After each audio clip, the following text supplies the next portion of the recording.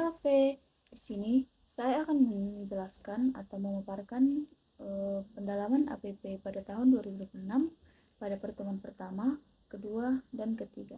Nah, pada pertemuan pertama dengan tema persekutuan dalam kebersamaan dan kepedulian yang diambil dari Injil Yohanes 15 ayat 5.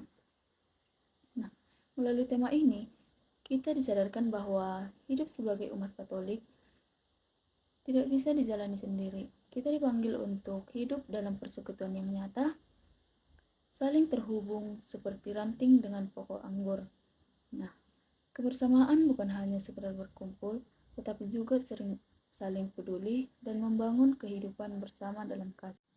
Tetapi, kenyataannya masih banyak umat yang kurang peduli terhadap sesama, kurang terlibat dalam kegiatan lingkungan, bahkan cenderung hidup sendiri tanpa memperhatikan orang lain atau orang yang di sekitarnya. Nah, maka dari situ kita diajak untuk mulai dari hal sederhana seperti aktif dalam gereja, aktif dalam kegiatan dalam gereja, menjalin relasi yang baik, serta menunjukkan kepedulian melalui tindakan kecil seperti menyapa, membantu, dan hadir bagi sesama. Nah, pada pertemuan kedua dengan tema perwartaan dalam dialog dan kesaksian yang diambil dari Injil Matius 28 ayat 9. Nah, setiap umat Katolik dipanggil untuk mewartakan Injil bukan hanya melalui kata-kata, tetapi terutama melalui sikap mencerminkan kasih Kristus.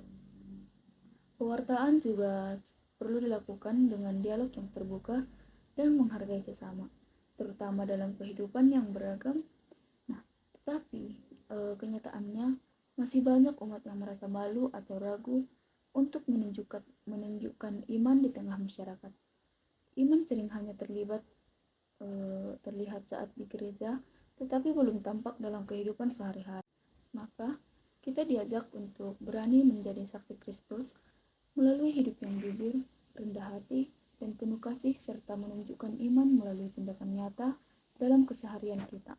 Nah, pada pendalaman APP yang ketiga, dengan tema liturgi sebagai wajah gereja yang mendengarkan dan berdoa, yang diambil dari Injil Lukas 19 ayat 46.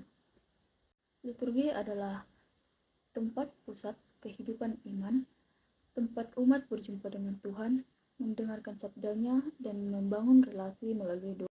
Dari liturgi, umat memperoleh kekuatan untuk menjalani hidup, tetapi dalam kenyataannya, masih banyak umat yang mengikuti misa hanya sebagai rutinitas, kurang fokus, dan belum menghayati makna liturgi secara mendalam.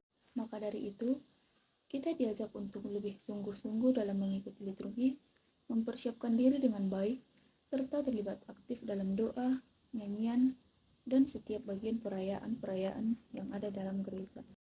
Melalui ketiga pertemuan ini, kita semakin memahami bahwa iman harus dihidupi dalam kebersamaan, diwujudkan dalam kesaksian, dan dikuatkan melalui doa. Semua ini mengajak kita untuk tidak hanya mengetahui ajaran iman, tetapi juga melaksanakannya dalam kehidupan sehari-hari, sehingga hidup kita bisa menjadi cerminan bagi Kristus. Terima kasih, hanya ini yang bisa saya sampaikan pada pendalaman APP 2026.